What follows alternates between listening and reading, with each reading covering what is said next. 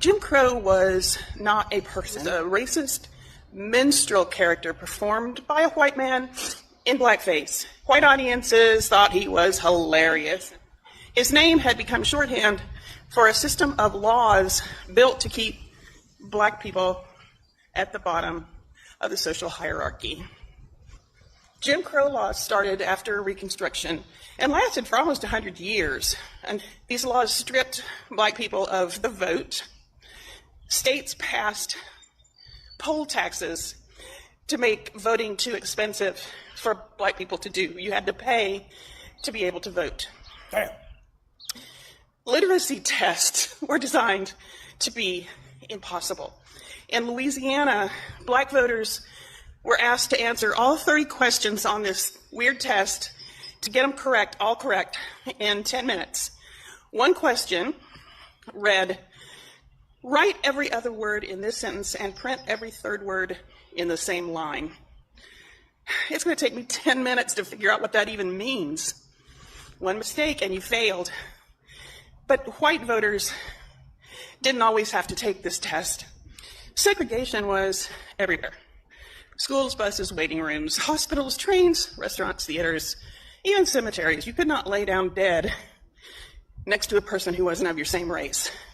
Separate was never equal.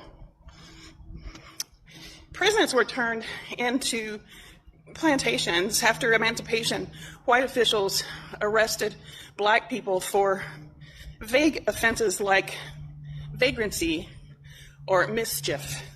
And then, after they were imprisoned, they got leased to work in coal mines and cotton fields with no pay and no protections.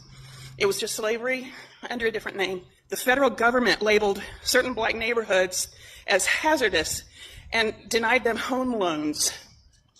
That's how redlining worked. They kept black families from buying property or building generational wealth, while white families bought homes with government-backed loans. White violence was normalized with impunity.